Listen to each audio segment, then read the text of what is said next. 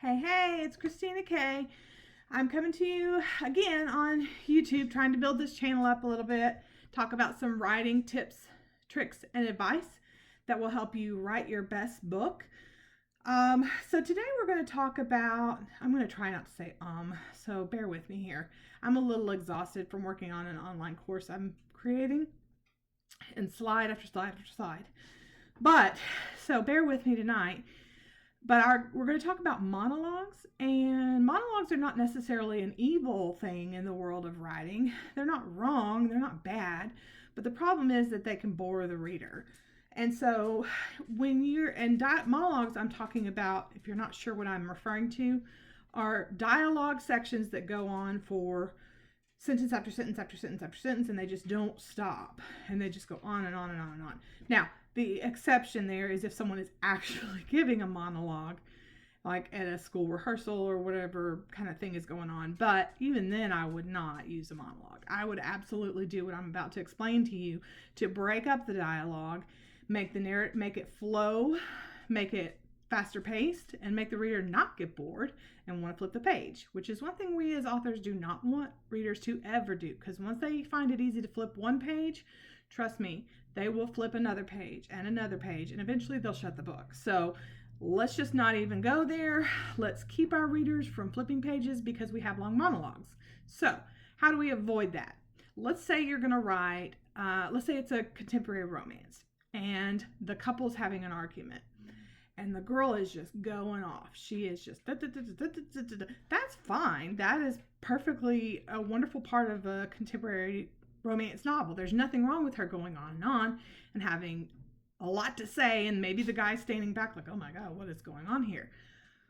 But if you just have all of her dialogue to continue on for an entire page with no break whatsoever, I'm telling you, the readers are going to be like, okay, flip.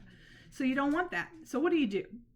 What you want to do is every 2 to 3 sentences, end it, do an end quote, and then do a dialogue tag, but do more than just a dialogue tag. Don't just do he said, she said in the middle. Between each 2 or 3 sets of sentences, I want you to go in and add some body language indicators. What do I mean by that? I mean, she shifted her weight from foot to foot. She crossed her arms over her chest and furrowed her brow at him. Whatever it is that she's doing, imagine what your character would be doing while she's having this long, drawn-out monologue. Okay, because in all likelihood, unless they're an absolute weirdo, they're not just standing there stock still and speaking 20 sentences in a row. That's not reality. That's not how people really talk. They move like I do with my hands. I know I gesture with my hands a lot, and I need to get my nails done if I'm going to do this, don't I? That's pretty bad. Okay, so anyway, so to avoid monologues and to avoid boring the reader and having them flip the page, what are we going to do? We're going to break up our dialogue every 2 or 3 sentences, and we're going to add body language indicators to show what the character is doing as they're having this long, drawn-out conversation. And the best thing to do is to interject something said by the other character in the middle. That breaks it up even better. But if you really want to prove a point that this character is saying something and the other person's not getting a word in edgewise, you still can't have just a big, long monologue. You really want to break it up with body language indicators and dialogue tags. And that is your tip of the day on how to avoid boring your readers with long monologues and how to break them up. I do want to take a quick moment just to remind you that the reason I'm so tired and less animated, I know this is kind of animated, but it's less than normal, trust me, is because I'm exhausted. I have been working for 5 months on this digital course I'm about to launch on March 9th, but especially the last 3 or 4 days, I have been just morning till night, sun up to sundown. I have just been pounding away at trying to get these slides done then I got to do the voiceover.